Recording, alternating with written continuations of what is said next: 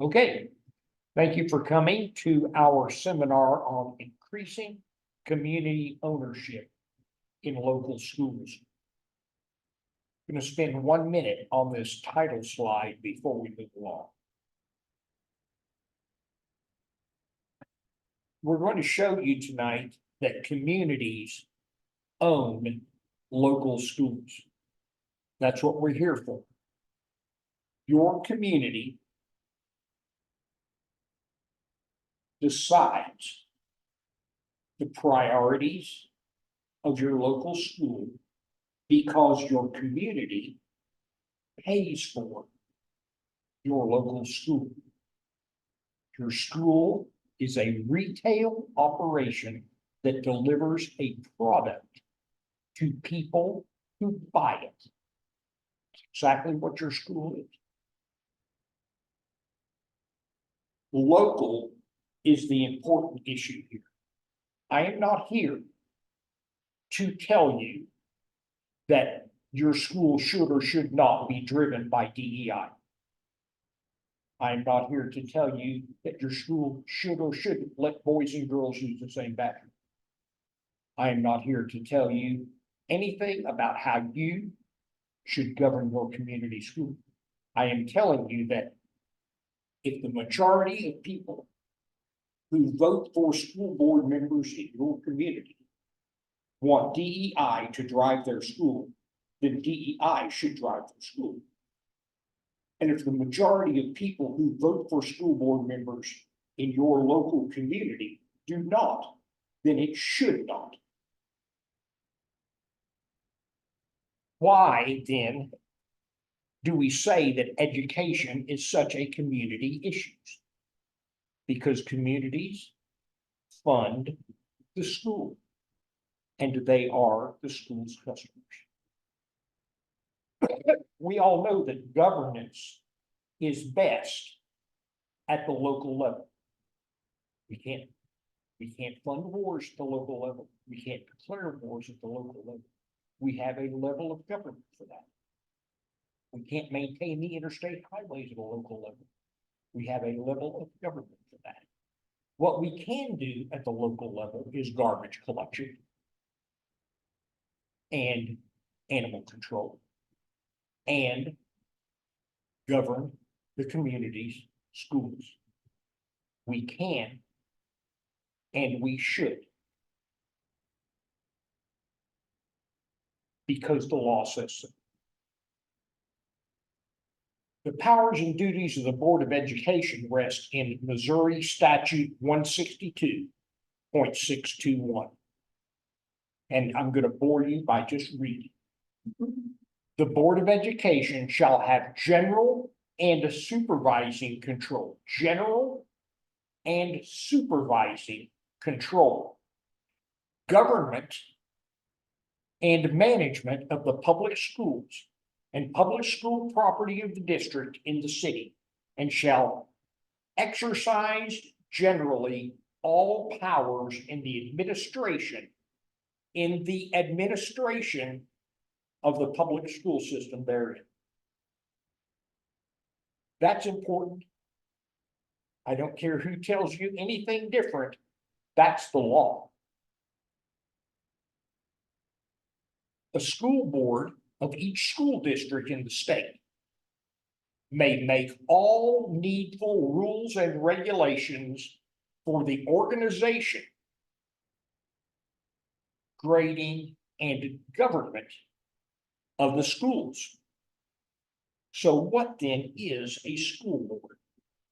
Here is your school board policy. I don't really care where you're from. Here's your school board policy. It's school board policy BBA. I don't really care where you're from. It's school board policy BBA. The Board of Education is a representative elected body by the registered voters of the school district. It is the purpose and role of the Board of Education to exercise general supervision over the schools of the district and to ensure that the schools are maintained as provided by the state statutes, the rules and procedures of the Missouri State Board of Education and or the Missouri Department of Elementary and Secondary Education. That seems to say that the school board can't do whatever they want to. That there are state agencies that have some discretion at telling the school board what to do. And that's true. The school board can't say, no black kids can come to this school. The school board can't say, we're not, we're going to take your money, but we're not going to give away free lunches. They can say, we're not going to give away free lunches, and we're not going to take your money. So there are some rules, but do not let those rules and anyone who loves those rules convince you that MSIP is the law. It is not. It is what the Board of Ed, or the DESE and the Board of Education use to say the school abides by MSIP, the school does not abide by MSIP. Make your choice. And that's it.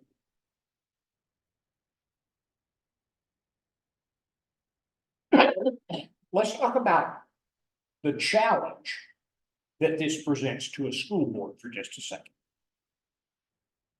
You can't imagine what it would be like to govern a district with 2,700 students, 6 campuses, hundreds of employees, the biggest budget in the county.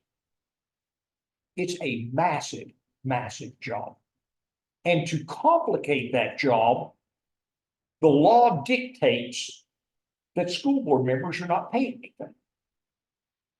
The law dictates that they can't get paid. They meet once, maybe twice a month for 6 to 8 hours.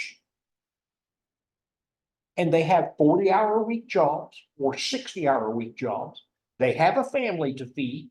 The school board ain't their life. On the other hand, you have the administration. The administration works a 40-hour week. If you have 8 administrators, that's 1,440 hours a month. And they have a staff working for them. So how is it that 7 people govern and supervise this massive project? All of the operations, all of the finances, all of the human resources, all of the public relations, all of the curriculum, all of the extracurricular activities managed by 7 people in 8-hour meetings a month if they meet twice. Well, the only way to do this is to establish a set of comprehensive rules for the governance and operation of the school. That's the only way to do it. And then to delegate the responsibility for fulfilling those roles to the people that work 8 hours a day, 7 days a week in the school, making it function. And then this is the important part: maintain oversight and accountability that your specific community standards are being met by the administration on behalf of the people who hired you to govern the school in accordance with their standards. That's a tough job, but that job is doable if it's done right.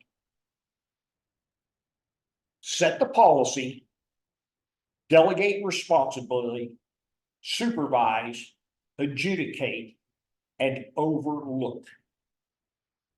Guide the ship. How's this working out? Well, here's what happens. School boards tend to delegate 100% of all of their responsibility to administrators. Then they have a meeting once a month or so, and the administrators bring a consent agenda.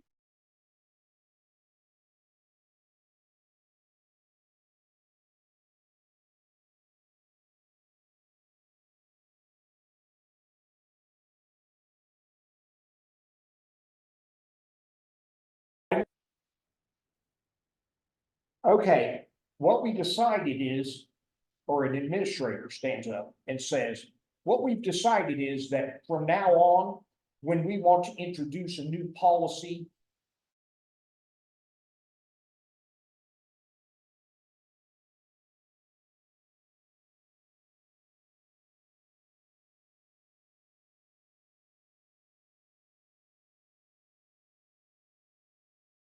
and expose it to the public. Says that in a meeting. And everybody goes, wow, sounds like a good idea. Without regard to the fact that it's against the law to discuss a school policy change in a closed meeting. Without regard for the fact mostly that it was never the administration job to decide when, where, and how a policy issue will be deliberated. They just announced to the school board that that's the way it would be. School boards adopt policies that drive the administration's agenda. And then the school administrators follow these policies when making recommendations and executing the will of the community. Sadly, 50% of that last slide is true. School boards do in fact delegate 100% of the mission to the administrators. School board meetings do in fact consist of specific votes in consent agenda. School boards do not produce any policies that direct the administration. School boards do not produce any policies that direct the administration toward the agenda of the will of the community. That is why, that is the sole reason that people all over this country are waking up one day and saying, how did that get in our school? We didn't vote for that. That's not what our community stands for. Whichever way you cut that, liberal, conservative, woke, awakened, I don't care. Put yourself on one side or the other of that fence.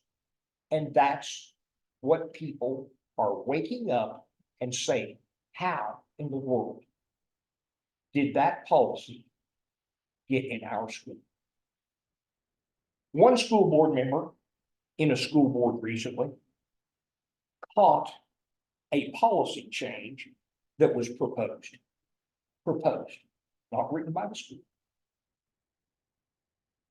It had very little change in it, except for to change he, she to they.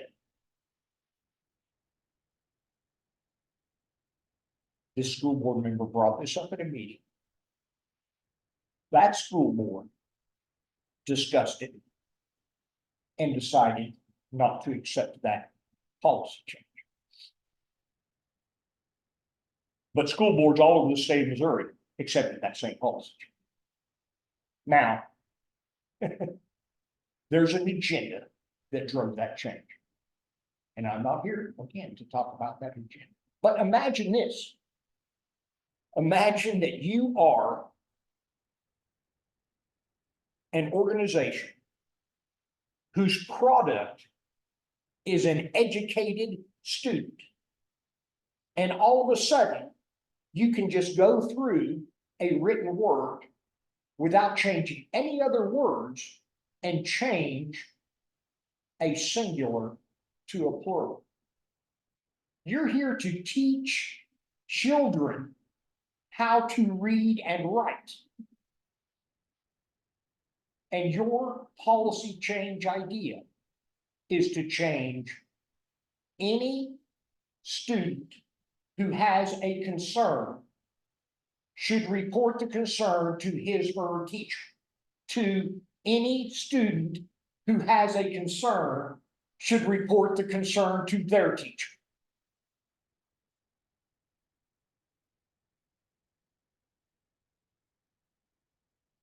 I direct your attention to Columbia Schools Policy KL. I picked this policy specifically because, again, it is agenda driven. This policy, and I'm not going to read it to you, you have it in your handout. This policy makes it virtually impossible by design for a parent or teacher with a complaint or concern to get heard by the elected governors of the school. The steps for this are here. So let's imagine, 1 second, that you call your child's principal. Or let's say you call, let's jump up the ladder. Let's call the assistant superintendent in charge of elementary education and say, my son is getting the crud beat out of him every day and the teacher's not doing anything about it. That superintendent is going to tell you, well, there's a procedure you have to follow to make that complaint. Call the teacher. Teacher has, I can't read it, 3 or 5 days to get back to you. And if you're not satisfied with what the teacher says, then call the assistant superintendent, and they have 5 days back to you. And if you're not satisfied with that, then call me back and I'll have 5 days to get back to you. This is the school policy.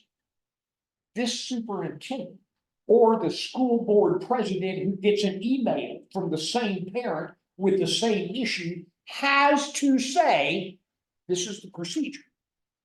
Because they are bound by this policy and their job is on the line if they don't follow the policy. Now, I picked that policy because of the agenda, but I picked this topic to take you to Kate Gerardo's policy, and then to Joplin's policy, and then to Lee Summit's policy, and then to Ozark's policy. Uh-oh. Who wrote this policy? Word for word, including the title of the policy, the same thing. You have 600 policies on 30 pages in all these schools, in rural schools, in city schools, in liberal schools, in conservative schools, in woke schools, in awakened schools, in religion, in Bible Belt schools, and in St. Louis and Kansas City. All the same. How does that happen? How does that happen when the school board's job is to write policies conducive to the community's will, to guide and govern the community's school, and oversee the administration of those policies in the day-to-day operation? How do all these schools get exactly the same policy? How do people in either one of these towns wake up in the morning and say, how did that get in our school? I can't address the school board. How did that get in our school? I'm a little bitty town with 2,700 students. And I know all the school board members when I see them in the grocery store. How did that get in our school?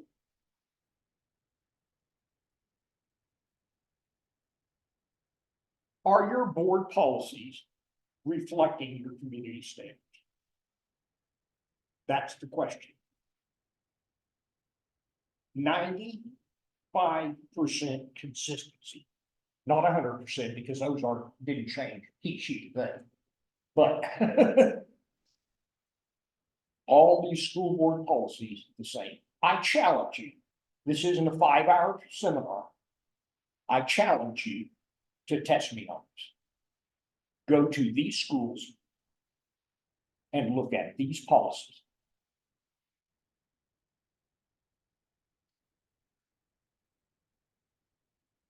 Why then does the school district need a board of education? Doesn't. You don't need a school board.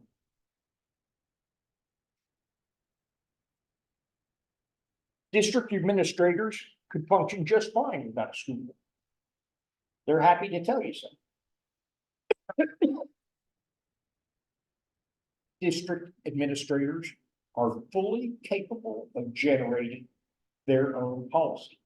You'll see before we're done that they do. District administrators are fully capable of handling all the management of the school district without the assistance of a school board. And district administrators are perfectly content to function autonomously. Since we decided we don't need a school board, why do we have a school board? Remember this school's policy. I say this school regardless of what school you're from, don't I? The Board of Education is a representative body elected by the registered voters with a purpose and role of exercising general supervision over the schools in the district and accountable to the electorate. Listen to me. You're going to hear a lot in the next 2 months in Springfield and in Ozark and in Nixon and in Fairgrove about how these are nonpartisan races, by golly. These are nonpartisan races. Okay. They are not non-political races. Representative body elected by the registered voters. You know what the word for that is? Politics. Politics. You make your case, you stand before the voters say, yes, that's what my community should stand for. And the voters say, no, that's what my community should stand for. And somebody wins and somebody loses, and that's what your community stands for. That's politics. You could leave off the D, you can leave off the R, you can leave it all off, you can call it nonpartisan, but don't tell me that a representative government is not, in a word, politics. That's what it is. And that school board exists to ensure that if your community does not believe a parent should not have an open door to the governors of a 2,000 student school district, then somebody needs to stand up and run on that platform and say, this is what our community stands for. And that community should elect a school board who will write a policy that says, if that teacher believes the superintendent is picking on them All they gotta do is come to the school board and say, I want to hear it. However, in a recent school district with well-known problems of teacher abuse, such a policy, when presented, was voted down 6-1. Because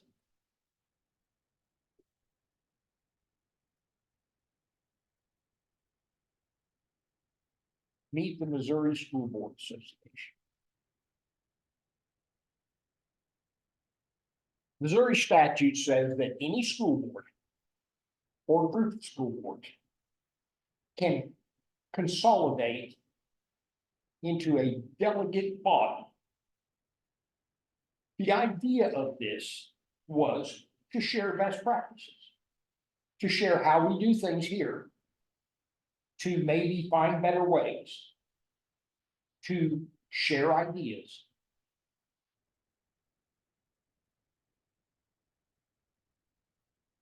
Schools now pay dues to belong to the Missouri School Boards Association. The Missouri School Board Association has no legislative authority. The legislature says so. You're going to find out the Missouri School Board Association doesn't say so.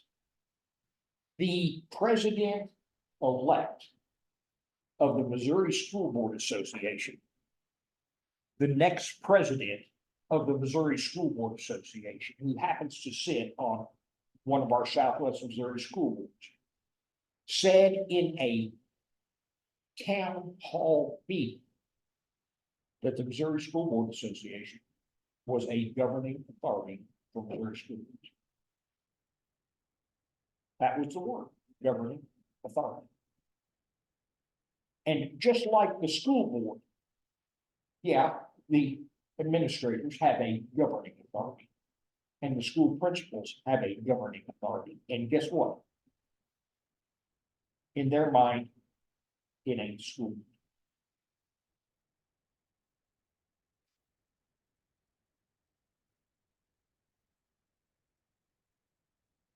Delegates, wherever you are, unless you're in Springfield, your school gets one delegate, meet twice a year and elect a board of directors from their membership. That's where the president-elect and the president, the vice president, and secretary. They meet twice a year. But governing all the school boards in Missouri ain't a twice-a-year job, is it? So they pay a executive and a CEO. And they have hundreds of people governing your school. That's their job, govern your school. It is not, I hear, I've never heard, but I hear from people who have been there, a little bit uncommon to hear one superintendent say to another at their twice-a-year meeting, how'd your elections go? Did you get a school board you can handle?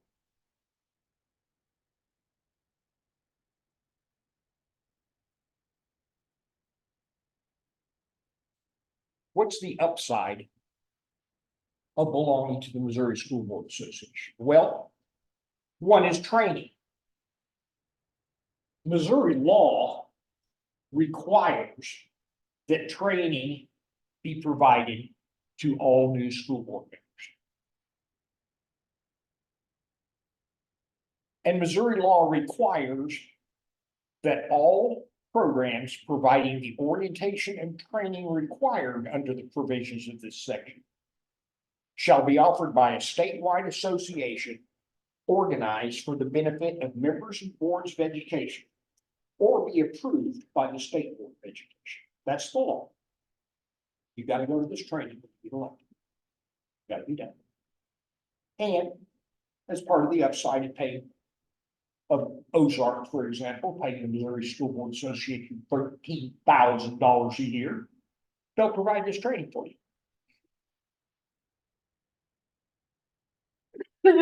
They give you legal advice. They have a cadre of lawyers up there on this staff of hundreds. And they provide legal advice to this training. They provide legal advice to school boards.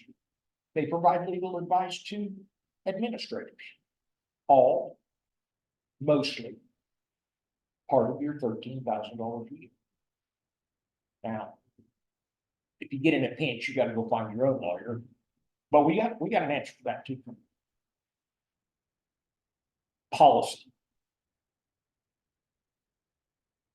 For $13,000 a year, the Missouri State School Boards Association will write your school's policies and send them down to your school board, where they will be approved as consent agenda items at the next school board meeting. One school board member actually read the policies. Every other school district in Missouri changed each sheet of them. I make a motion, we approve the consent agenda. I second the motion. Thank you. Let's go home. That's how 99% of every policy in every school in the state of Missouri, regardless of the makeup of the community, regardless of the will of the community, is the same. And here's some more things they offer you for $13,000 a year. Superintendent search. So your superintendent resigns 10 days after renewing the contract, and Missouri School Board Association will find you a couple of candidates. Website support. Anybody ever been to any other school website? Simply. Same company, same school setup, the same propaganda. We're great. Everybody who says we aren't sucks. What's the downside of paying the Missouri School Board Association $13,000? Well, oddly enough, the first one is training. The Missouri School Board Association, and this training session is available on the web if you want to go see it. Recorded live in a public session. The Missouri School Board Association will tell you, will read from your school's policy that the administrator is the CEO of the school board, the chief executive officer of the school board. That's the training. That's the MSB word. And somehow or another, you woke up one day and found that in your school policy.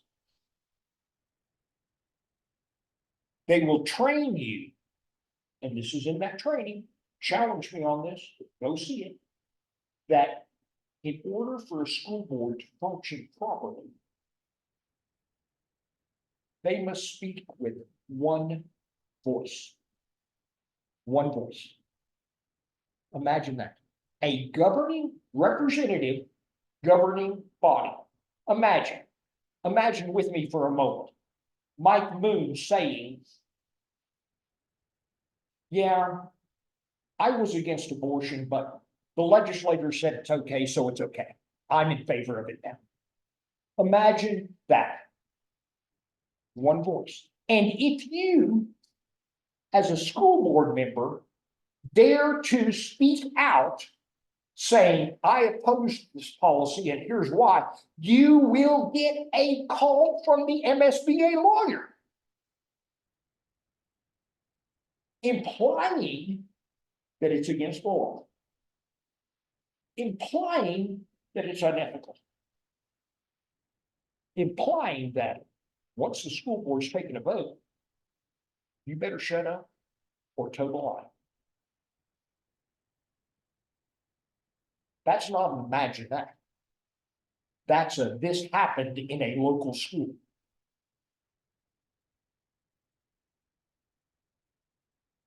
What's more downside? Well, look, it's legal.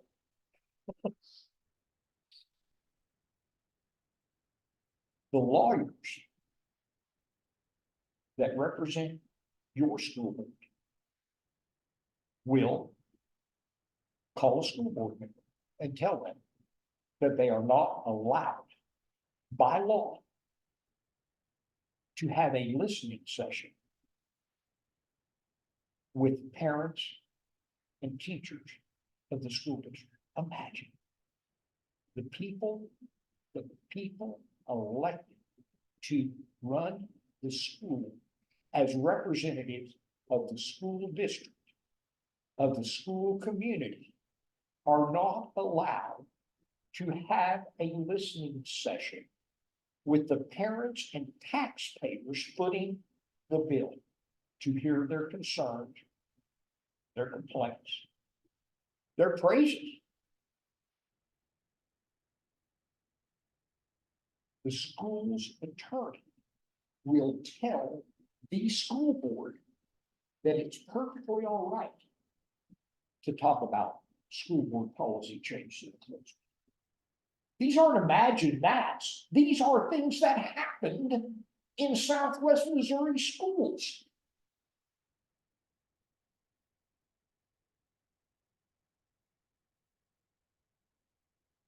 What's another downside? Oh, policy. The Missouri School Board Association writes policy for every school.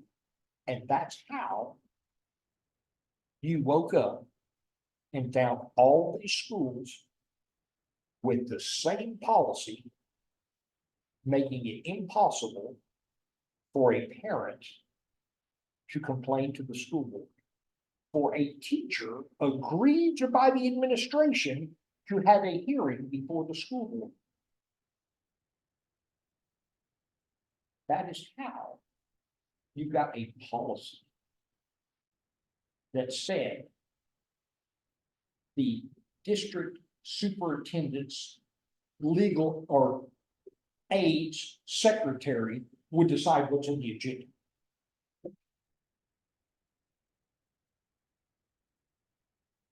That's how you got a policy that says the superintendent is the chief executive officer of the school.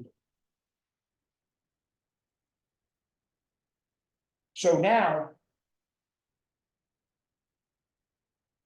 that we've decided that, what do you think the qualities are that the Missouri School Board Association is looking for when they go do your superintendent search? That's another downside of MSB. We're gonna get really deep into those weeds. And website support, we talked about associate members. Go to the Missouri School Board Association website and you'll see a bunch of private stuff for members, stuff you can't look at because you have to have a membership to log in. But you'll also see a list of associate members. These are people who they don't have to pay $13,000. They pay eight to 10, depending on the size of the business. These are people who join the Missouri School Board Association for a formidable fee to be farmed out by the Missouri School Board Association. These are law firms. These are construction companies. These are curriculum providers. These are social service agencies. These are transportation agencies that sell buses The list goes on and on. So when your school board tasks a member of the administration to go find someone to put in a bid to fix the air conditioner for $750,000, the person who gets that bid paid the Missouri School Board Association money.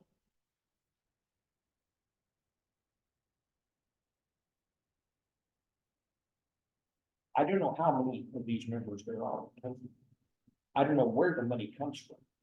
But the incoming president of the Missouri School Board Association, in a town hall meeting, when someone asked why we pay the Missouri School Board Association $13,000 a year, said, that's no big deal. School dues are only about a quarter to a third of the MSBA's income. Wow, a dues paying organization, cooperative of school boards, only gets a fourth to a third of their money from the dues of the members. Where's the rest come from? And who drives the agenda?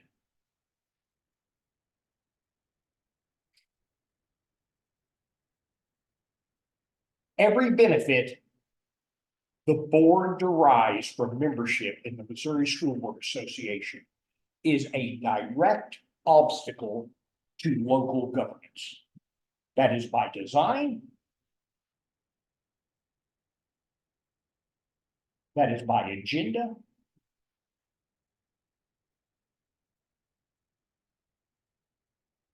Uniform policy for all schools. Policy dictates all real power to the administration. Policy dictates one voice from the school board. Policy states itself as though it is a law or supported by law.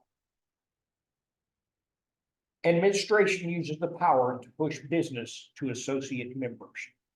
Go to the MSB website. You're going to get tired of hearing this tonight. And read the mission of the Missouri School Board Association. So that Missouri, we exist.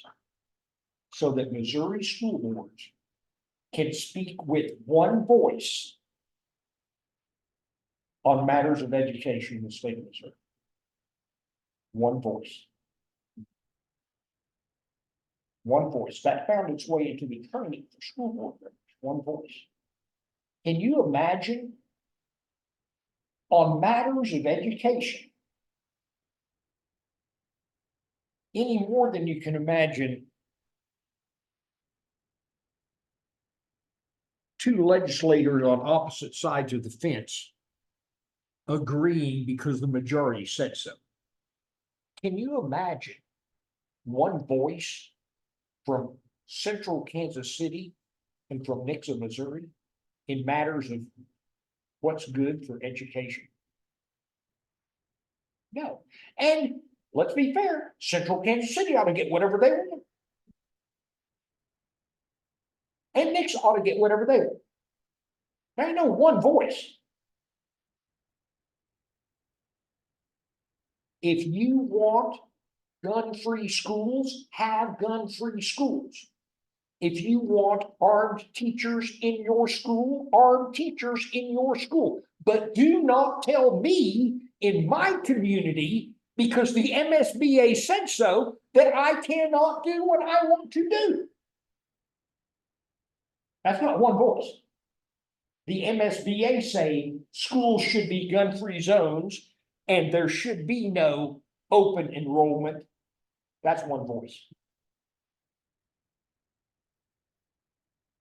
And that one voice comes all the way down to the administrator of your school, who is lobbying Jeff City to kill open enrollment, comes all the way down to the teacher who is lobbying Jeff City to kill open enrollment, and it comes all the way down to 90% of the members on your school board, wherever you are, who are lobbying Jeff City to kill open enrollment. And the only people that want open enrollment are the voters in your district who voted you into a school board position.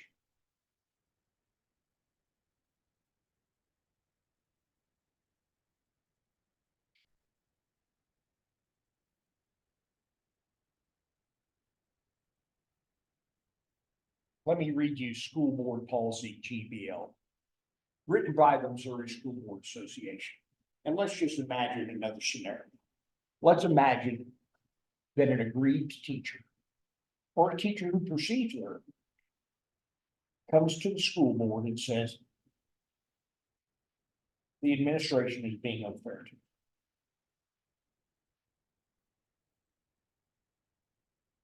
School board immediately goes into a closed session, calls in the superintendent, says, are you being unfair to John? The administrator says, fine. School board says, fine. Let's say 3 school board members say, I think we ought to look into this. 4 school board members say, no, the administration said they weren't mistreating the teacher. It's fine. The 3 school board members say, let's look into this. For that very scenario, let's not imagine this. For that very scenario, policy GBL exists. An individual board member has no greater access to confidential personal records than any member of the public, unless the board member has been granted access by action of the board or is serving in capacity that requires such action. So 3 against 4. 3 cannot go and investigate this situation and find out who's lying and who's not lying. No hearing. No listening to the teacher. No more. The administrator said I wasn't mistreated. That's all. That's all it takes. That's an egregious policy, but I want you to watch the wording, because this is the Missouri School Board Association. A governor, an elected governor of your school, has no different standing than the butcher or the baker or the candlestick maker. Individual board member has no greater access to confidential personal records than any member of the public. That's what you are to the administration. That's what you are to the MSBA if you're on a school board. Just a member of the public who gets together once a month, gets a catered dinner, paid for by the school district, says, I make a motion, we approve the consent agenda, let's go home. So the question is,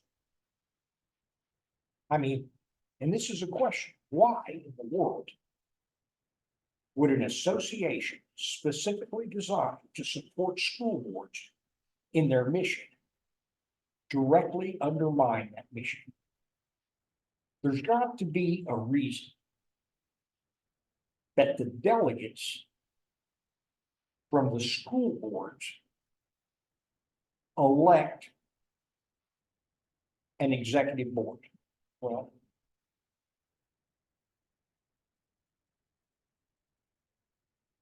meet the man behind the curtain.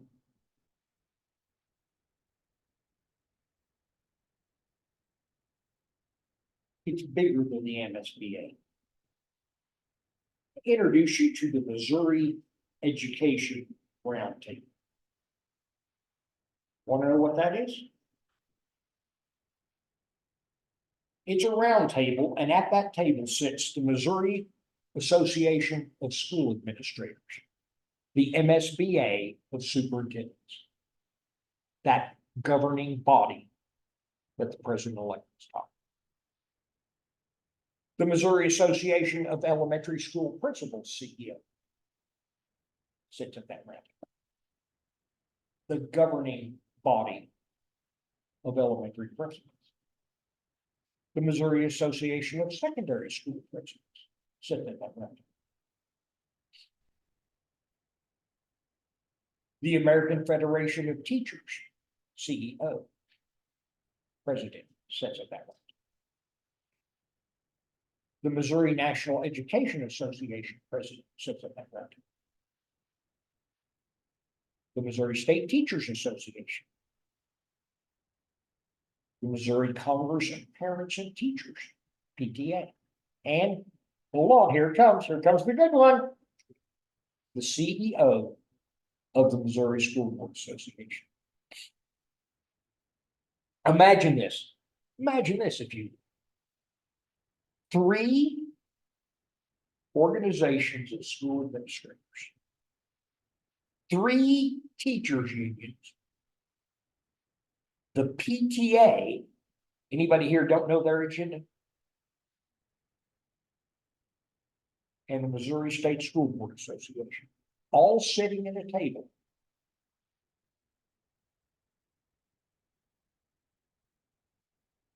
From their website.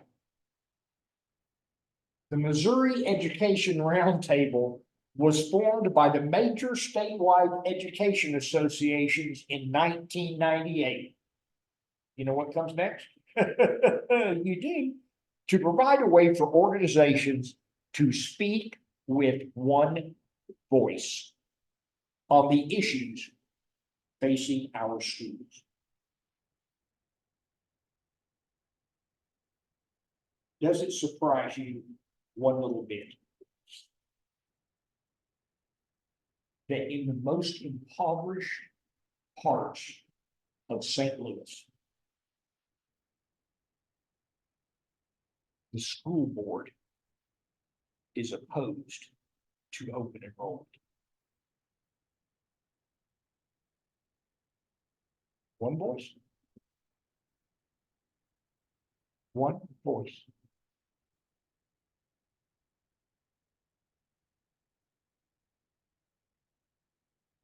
Three school administrators, 3 teachers unions, and the wokest group in the country sat at a table with the Missouri School Board Association using one voice to direct the governance of your child's school. Do not think for 1 minute that there's anyone in any of those administrative associations, superintendents to principals, that there's anyone in any of those teachers' organizations, from math teacher to gym teacher, that there's anyone at the Missouri PTA, or that there's anyone at the Missouri School Board Association who does not know in their heart of hearts that they know better how to raise your child than you do. And that is reflected in your school's policy. Every word. What could go wrong? Well, you could get a statewide uniform school board policy regardless of what your community wants. You could get a statewide delegation of all authority to the school superintendent. If it went awry, you might get a statewide agenda of legislative priorities to be lobbied on by every school board, every administrative association, and every teachers union. Listen to just 2 items from the last MSBA, Ozark School Board, Nixa School Board, one voice legislative agenda. 2 items. Favor an increase in the gas tax and favor exempting schools from gas tax.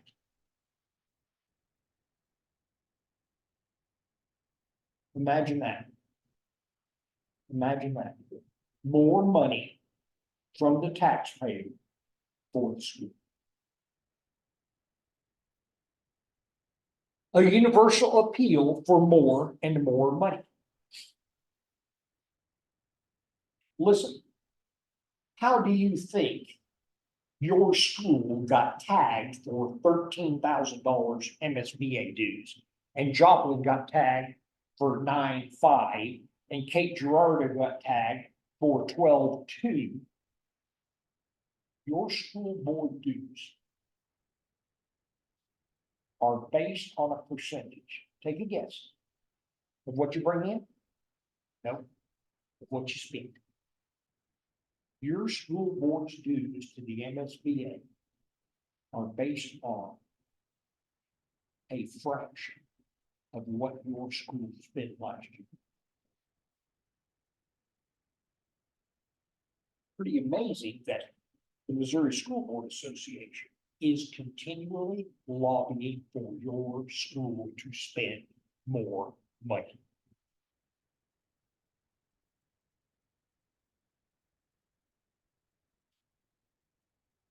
A top-down hijacking of your school's curriculum and standards. If this thing went wrong, that's what could happen. Oh, wait. When this thing went wrong, that's what happened. There you have the reason, all the way from the top to the bottom, of why poor little citizens in poor little cities are pouring money hand over fist into this system and waking up in the morning and saying, where did that come from? That's not what I think. That's not what I thought.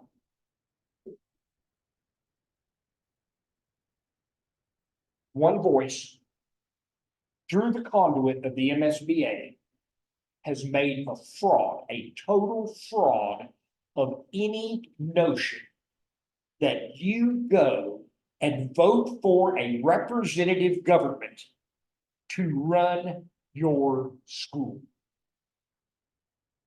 One voice.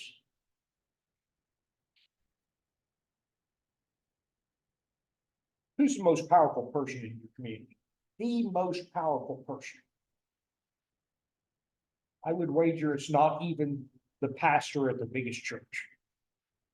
I would wager that it's the person who is the highest paid public employee in town, to the tune of $215,000 a year.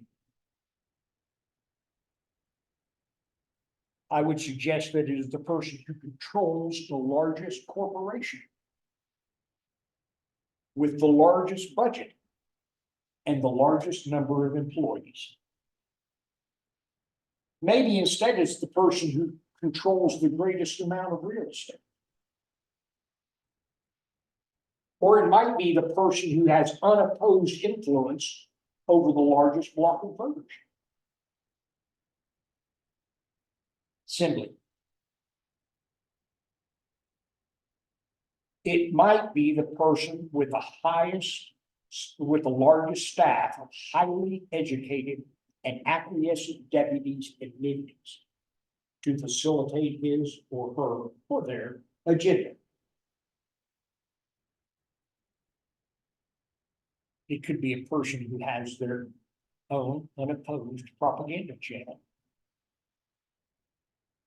But it is certainly a person who does not answer directly to any higher headquarters, does not have to answer to customers or stakeholders.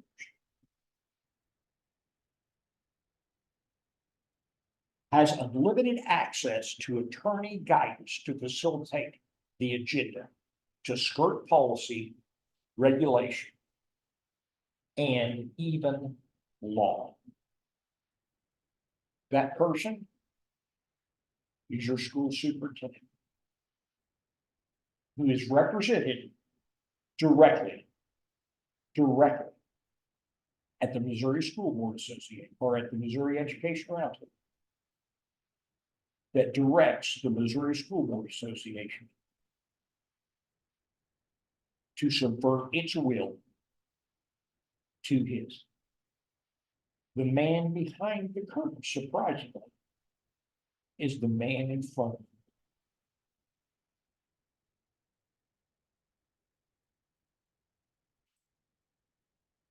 Imagine the case we talked about earlier with this imaginary teacher who thought they were being mistreated,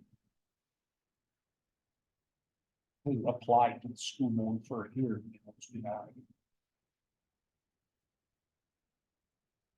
Now imagine way, way, way up the ladder there, that there's a table with 3 unions, 3 administrators sitting there having lunch.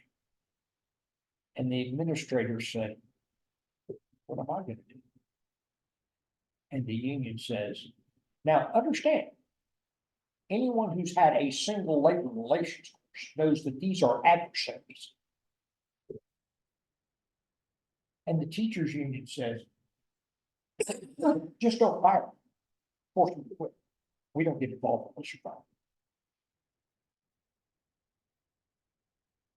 What happened?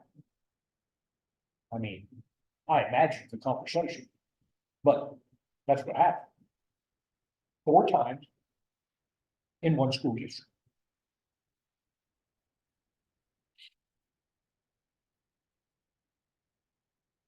So where are you as a voter in this big pyramid? Well, you're the squashed rock. You're the squashed rock here at the bottom of the pyramid. Don't try to get a hearing before the school board. Don't try to get more than 3 minutes before the school board. And if you do get 3 minutes before the school board, it's because you went to policy ABJ 215, filled out 2 forms in triplicate, and delivered them to the minion of the secretary of the administrator 5 days before the school board meeting, and it got approved enough for you to get your 3 minutes of time. You didn't just go to a school board meeting and say, I want to talk. It was, is that item on the agenda? Did you get approval? Imagine this, imagine a advertised town hall meeting where all the citizens can come and share their concerns with the school board. Except, you gotta put your question on paper before the meeting. You gotta turn it into an administrator who will filter the questions. And the administrator will then decide who can ask what questions at the town hall meeting.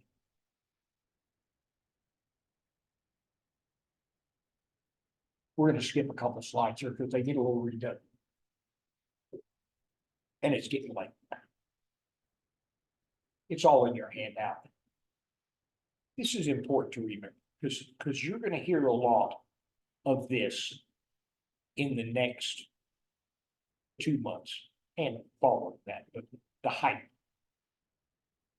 Here's what you're going to hear. We're here for the kids. We're here for the kids. Who are the district customers? We touched on this earlier. The kids are the product. The school is a retail association that delivers a product for a price. The kids are the product. You decide to send your children to this retailer to deliver a product back to you that you approve of. You are the customer. The school serves you. You pay the bills. You elect the representatives who govern the school. Anybody in here ever worked for a big corporation, military, Anything like that? Anybody never heard the word open door in the biggest corporations in the world? Huh? I'm telling you, I work for one of the biggest corporations in America. I'm the little guy. I manage the food side, half of a Walmart store. I will tell you, if you come to my Walmart store and you are unhappy with one of my employees or one of my products, and you write an email to the CEO of Walmart, that's available right there on the website. Right there on the bottom of your receipt, it tells you what to do if you're not happy. Not my boss, not my boss's boss, not my boss's boss's boss. I will get an email from the CEO's office within 24 hours that says, you have 36 hours to answer this. And yet, if a school board member gets a telephone call that says, somebody's beating the crap out of my kid every day and the teacher won't do anything about it, there's no open door there. There's no open door there. You are at the bottom of the totem pole in that school district.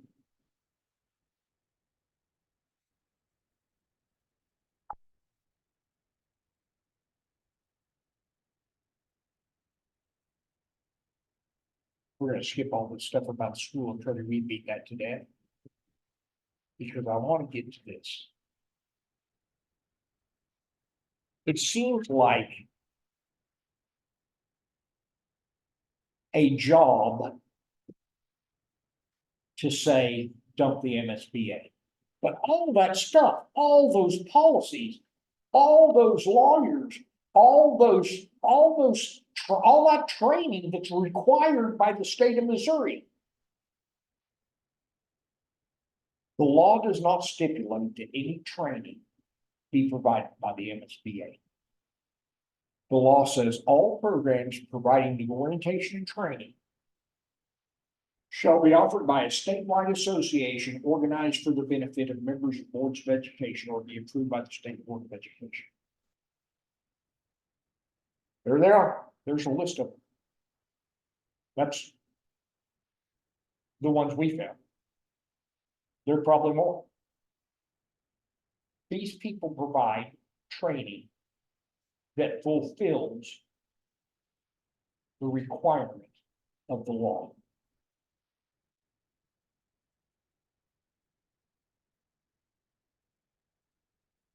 Who else other than the MSBA for all this full service support? Missouri Association of Rural Education, Missouri Consultation for Education, Educational Governance and Leadership, and a law office with a big office right here in Springfield, Missouri, not St. Louis, where your school board lawyer zooms in from, right here in Springfield, Missouri, that advertise on their website. We don't write your policies for you. You tell us what you want and we'll put them in words. We're here if you get a suit. That's what we're for.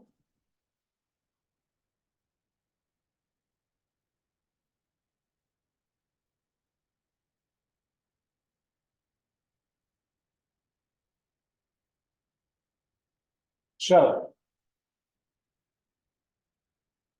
let's talk about a paradigm shift. Because this is, I'm telling you right now, the only way to save this. Okay?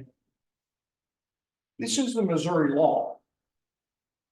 Remember the Missouri School Board Association training class where they said the superintendent is the chief executive officer of the school board?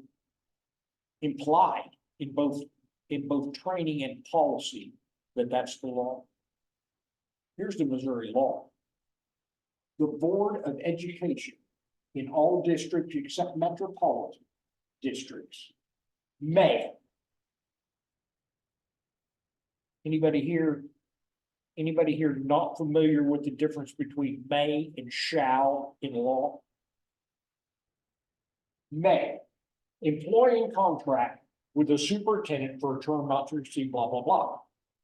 Now, I'm not saying don't have a superintendent in a 2,000 student school district. You don't have to. But you don't need 7. And you don't need 5. All making $150,000 to $215,000 a year in a 2,000 student school district. Let's look at this organizational chart, okay? Here's an assistant superintendent whose title is Chief Financial Officer. You need an EDD to keep the books at $125,000, $150,000 a year? No, you need an accountant at 60 or 70.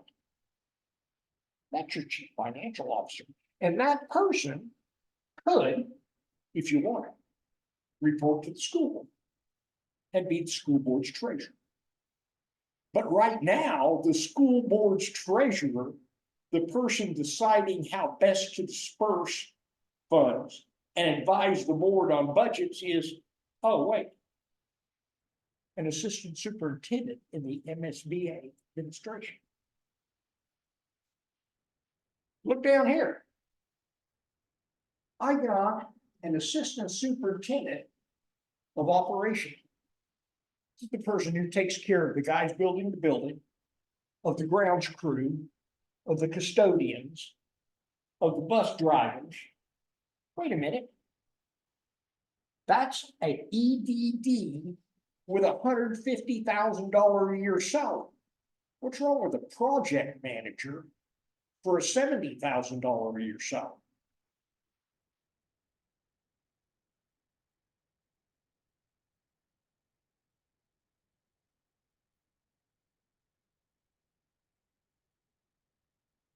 Need a paradigm shift? Listen to this. You won't hear this law, Missouri statute at any MSBA training session. Won't hear it from any administrator. Won't hear it at any school board meeting. And this is a little wordy. I'm going to jump right down to 2, but I did not want anyone to say he's ripped something out of context. Here it is. Here's the citation. Here's the law. I challenge you to read it. Every school district can employ a business manager for the school district at a salary to be fixed by the board. Oh, let's say 80,000. Let's say 70,000. I don't know what that job would bring in salaries. But it ain't $125,000. To be fixed by the board for a term not to exceed 4 years unless suitably removed for cause by the board, who shall, under the direction of the board, perform the duties delegated to him by the board related to the business management of the school district. Under the direction of the board, he shall have the charge of the purchasing of all supplies and materials and the repair and maintenance of the district and the upkeep of all buildings and grounds of the school district.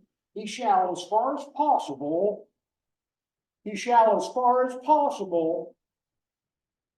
relieve the superintendent of schools of the business management of the school district, now delegated to superintendents of the school districts by school boards. So as to enable the superintendent to devote his full time to educational matters within the school district. Whoa, wait a minute. Why didn't anybody tell me that at MSBA? Why didn't anybody at the Missouri Roundtable talk about that?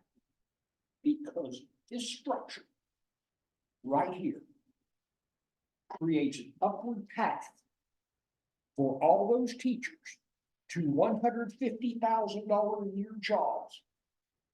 This structure right here creates an incentive for all these EDDs. For all these 215 and 150 and 140 and $135,000 jobs. When this could be a project manager. This could be an accountant. This person down here can move up here for $60,000 a year and be the human resource advisor. Why are all these things stacked down here under an EDD? And why is this person up here spending 7 of 8 hours a day managing all this construction, managing all these human resources, managing all this accounting, when this person's job is to oversee the education of the children of the taxpayers of this community? Wait. If we do that, goodness gracious, in the 2,000 student school system, we only need one of these. We need one of these. And it might not even be a $250,000 job anymore. I mean, the guy's got 7 principals to look after, whose job is to look after the teachers.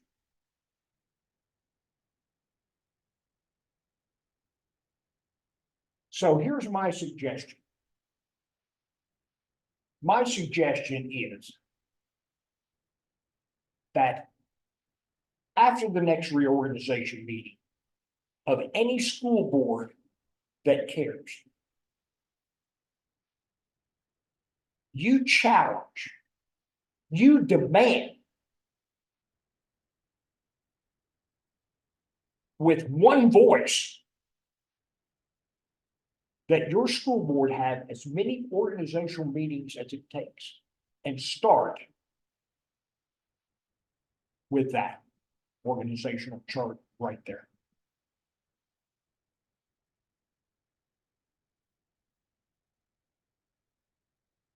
Start with that organizational chart that recognizes immediately the responsibility to the taxpayers for everything below this arrow rests right here. Right here. Not at the MSBA. Not at the Missouri Education Roundtable. Not at DESE. Not at the State Board of Education. That's the law. That's the law. The responsibility for this organizational structure below this arrow belongs right here and solely right here. And there are a myriad of options you can employ that are less expensive, that are more efficient, that are more product oriented, that are more customer oriented, and that are more answerable to the people who elected you than this albatross right here. That's the challenge. That's the challenge.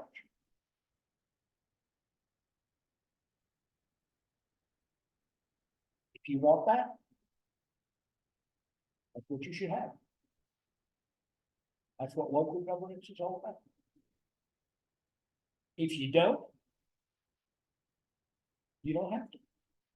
That's what local governance is all about. And it's your job as the person who gets a property tax bill every year to make your voice, whether it's one voice or 5, heard to this group right here. Right here. If they don't have an open door policy, you kick down the door. Because you own this. They own this for you. But you own that.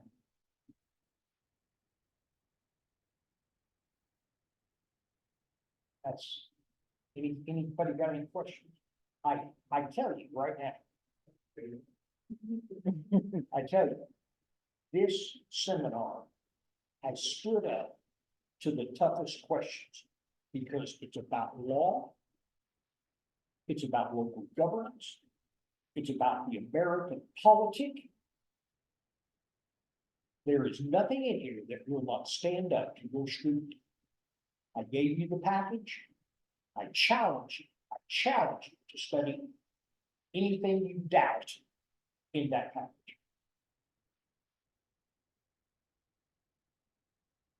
Fact of the matter is, it is the law that you own. It is the law that the school board runs it for you.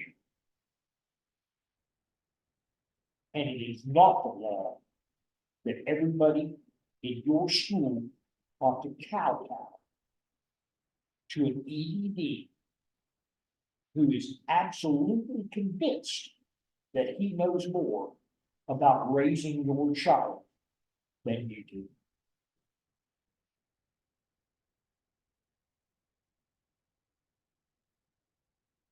Thank you for coming and listening.